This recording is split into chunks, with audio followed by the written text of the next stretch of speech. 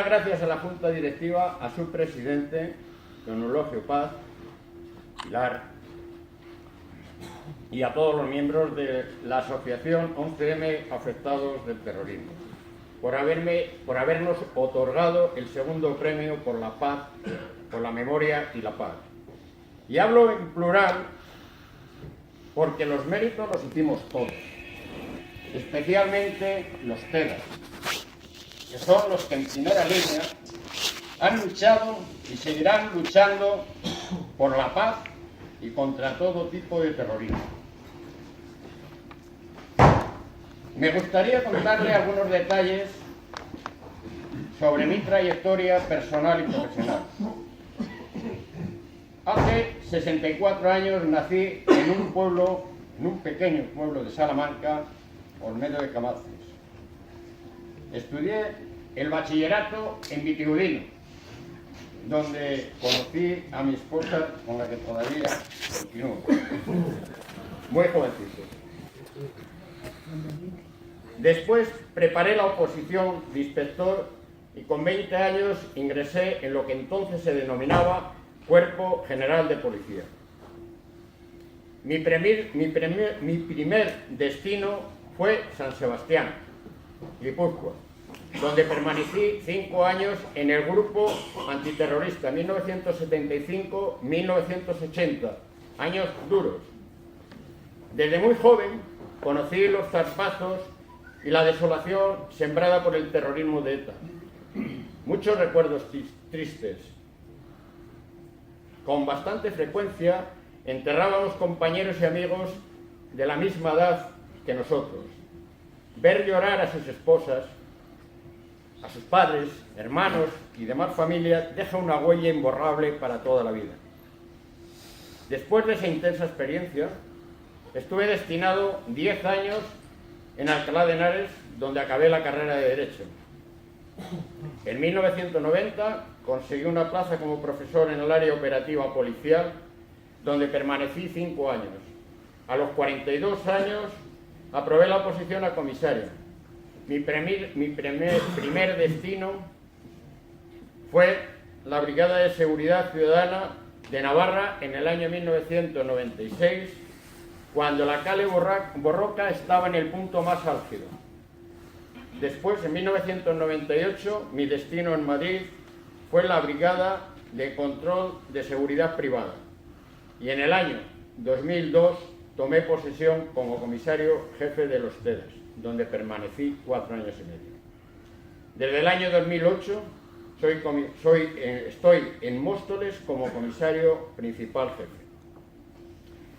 Me voy a jubilar ya dentro de unos meses y a pesar de los malos momentos he disfrutado con mi trabajo, nunca he perdido la motivación ni la vocación.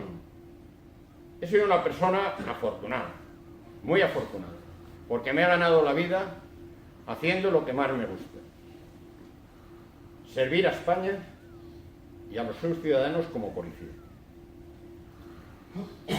Ahora, brevemente, le comento lo que hicimos con motivo de los atentados. Muy brevemente, no sería muy largo. Esa mañana me dirigía a Canillas por la Nacional 2, a la altura de Barajas. Recibo una llamada comunicando explosiones en Atocha.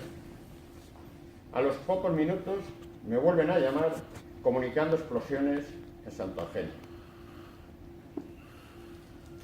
Poco más atrás de donde yo iba, del punto donde yo iba, iban 2 personas que están aquí presentes, Pedro Ríos y Javier Navalmoral, que ya trabajaban conmigo en aquella época, o yo con ellos, y nos empezamos a organizar para que desde la unidad central se distribuyeran los equipos y dar respuesta a todas las incidencias que fueran surgiendo.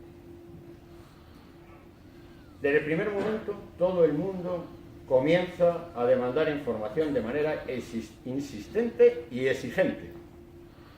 La dilatada experiencia que tenemos en terrorismo en España ha llevado a que los TEDAS dispongan de un protocolo depurado de comunicación. Cuando trabajamos, el resultado lo comunicamos por 2 vías, siempre a través del jefe de la unidad central: a la vía judicial y a las autoridades policiales, a la cadena de mando policial. Y luego es la máxima autoridad policial la que comunica a la autoridad política. Así se hizo en el 11. Pero en los atentados de ETA, las autoridades políticas no demandaban información con tanta insistencia y de manera tan urgente como en el 11. Además, nunca se cuestionaba ni se cuestionaron los comunicados que daban los TEDx. ¿Qué sucedió en los atentados del 11M? Pues que se cometieron un jueves, 11 de marzo, 3 días antes de las elecciones generales. Y en un primer momento la condena fue unánime, y los atentados son atribuidos a ETA, lo que estaba dentro de la lógica. Pero cuando van pasando las horas, los datos e indicios que se van obteniendo, que vamos obteniendo, ese mismo día 11 indican que se trataba de terrorismo yihadista. Según trascendió a los medios, en los aledaños del poder, al tener noticia de los atentados, dijeron: si ha sido ETA, barremos. Si han sido los islamistas, gana el PSOE. Durante los 3 días siguientes, algunos miembros del gobierno persistieron en el error de seguir atribuyendo a ETA los atentados, cuando ya todas las pistas estaban apuntando al terrorismo yihadista. Con esta respuesta a la situación, la oposición empezó a lanzar mensajes a la opinión pública poniendo en cuestión esos comunicados oficiales, con lo cual la controversia estaba servida. Pero lo cierto es que a las 15 horas, en la Comisaría General de Información y en los TEDx, ya nadie atribuye los atentados a ETA.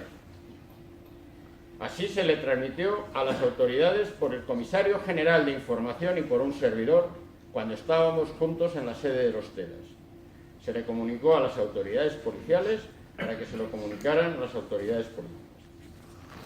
Además, éramos los únicos que disponíamos de datos e indicios o información contrastada para, por lo menos, si no tener claro que era la autoría de los yihadistas y descartar que ya era ETA. Estamos hablando de las 15 horas del mismo día.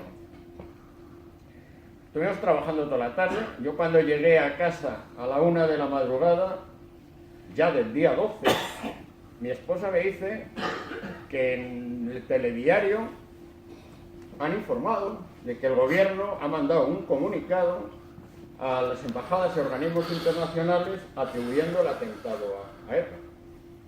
A mí me sorprendió, pero yo también desconocía qué información podían tener otras unidades. A los pocos minutos de estar en esta conversación con mi esposa, recibo una llamada comunicando el hallazgo de la bomba en el puente de Vallecas. Entonces me trasladé hasta allí. Pero yo en el camino, en el trayecto, ya le estaba dando vueltas a esa noticia del telediario. Me di cuenta que más tarde se iba a necesitar un chivo expiatorio para justificar esa infundada imputación a él. Alguien tendría que aparecer como culpable de haber confundido al gobierno. Y el chivo expiatorio solo podían ser los TEDx, que eran los que disponían en ese primer momento de los datos. Por eso, nada más llegar a Puente de Vallecas, le dije al jefe de sección operativa que le dijera al grupo de informes, está aquí el responsable de ese grupo, Fernando, que elaborara una memoria sobre lo que iba haciendo diariamente los TEDx y las comunicaciones que se tramitaban desde el día 11. Mis sospechas se confirmaron y en junio, cuando ya se acercaba el inicio de la comisión parlamentaria de investigación, para salvar esa difícil situación que se había creado con los comunicados, me pidieron que asumiera que esa mañana del día 11 los TEDx habían comunicado que el tipo de explosivo utilizado había sido citadino. De esta forma, la opinión pública aceptaría la confusión del gobierno como algo ineludible Y así quedaría para la historia que habían sido los TEDAS quienes habían confundido al gobierno. Mi respuesta fue contundente. Yo no estaba dispuesto a manchar el prestigio de los TEDAS, cuando eso no era cierto. Había sido todo lo contrario. La intervención y la investigación de los TEDAS fue ejemplar. Así fue reconocida a nivel internacional. En los numerosos congresos y foros que a nivel internacional asistíamos los distintos miembros de la brigada, de la unidad, nos felicitaban con admiración por el servicio que habíamos llevado a cabo. Pero la polémica del Titadín surge porque en la mañana de los atentados viene su director o el comisario general de Seguridad Ciudadana, trasladaron al gobierno que el tipo de explosivo utilizado era Titadín con cordón detonante. Era lo que sonaba porque era lo que utilizaba habitualmente ETA en un periodo anterior a los atentados en 2002. Ni en la comisión parlamentaria ni en la vista oral quedó establecido quién de los dos se había inventado tal comentario. Lo que sí quedó claro es que los TEDAS no habían sido los que habían confundido al gobierno, con el correspondiente coste que todos conocemos. Ahora hablamos del coste, que vino después, de mantener esa posición, que mantuvimos esa posición, que fue el denigrante e infame comportamiento de algunos periodistas y políticos.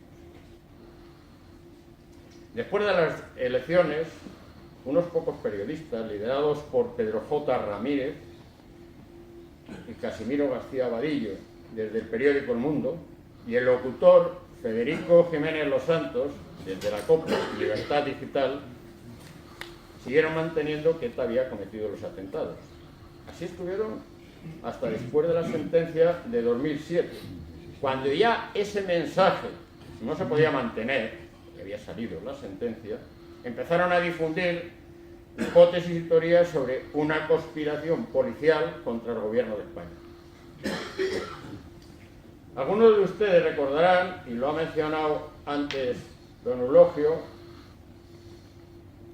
cómo cuestionaron la actuación de los TEDAS, con noticias e historias manipuladas sobre el Titadín, Carmen Toro, la radiografía, la bolsa de Vallecas, la metenamina, los móviles de ETA. Bueno, un sinfín de temas que combinaban con un ingenio al mezclar varios ingredientes para hacer creíble todas esas historias. Pero al final lo que resultaron ser fueron unos trileros y unos embusteros, como lo ha demostrado el tiempo. A mí, personalizando, me acusaron de manipular pruebas y encubrir a los terroristas. Llegaron a decir que la bolsa del explosivo de Vallecas la tenía en la cocina de mi casa. ¿Hasta dónde llegaron? Así estuvieron hasta 2014, 10 años. Lo curioso es que estos 5 o 6 individuos se creían infalibles y consideraban que los otros miles de periodistas estaban confundidos por no secundar sus teorías. Pero lo más grave y lo más triste es que el señor Zaplana y el señor Aceves, en los años 2005 y 2006, como diputados del Partido Popular, para justificar el torpe ejercicio de sus responsabilidades ministeriales, porque Zaplana estaba de ministro portavoz y Aceves estaba de ministro del Interior, y para justificar esa torpe gestión de la información de los atentados, institucionalizaron esas mentiras y esas teorías, llevándolas al Parlamento y formulando más de 300 preguntas. 71 de ellas se referían directamente a los TEDAS. Los textos coincidían plenamente con las teorías que se difundían por ese periodismo sensacionalista. Parece que se las dictaba. Hace solo 2 días, el que fuera presidente del gobierno cuando se cometieron los atentados, el señor Aznar, dijo que la corrupción es abominable y que él responde de sus actos desde el primero al último. Ignoro si también se responsabiliza de los actos de corrupción moral que él y sus adláteres mencionados, Aceves y Zaplana y otros, protagonizaron con motivo de los atentados del 11M, porque falsearon la realidad de lo que sucedió, sembraron crispación y dividieron a la sociedad. Y digo que fue corrupción moral porque no lo hicieron por casualidad o por altruismo, sino buscando beneficio propio, beneficio político propio. Después, el señor Rajoy, después de los atentados, después de que pasara la primera fase, el señor Rajoy, con su pasividad, fue un colaborador necesario para que se desarrollaran las teorías de la conspiración. Nombró portavoz del Congreso a Zaplana y secretario general del partido a Aceves, lo más indicado. Y a la potenciación de esas teorías también contribuyó la señora Cospedal, que asistió a la presentación del libro Citadín, como acredita la fotografía que figura en la página 13 del periódico El Mundo de 2 de junio del 2009. Con su presencia avaló manipulaciones y mentiras sobre lo que sucedió y también las falsedades que se vertieron sobre las instituciones del Estado, que las contenía el libro que ella fue a avalar con su presencia. Lo abominable, lo verdaderamente abominable, es que se acojan al yo no he sido y no muestren el más mínimo sentimiento de culpa, ni hayan asumido esa responsabilidad, ni humildemente hayan pedido disculpas a las víctimas por tergiversar la verdad.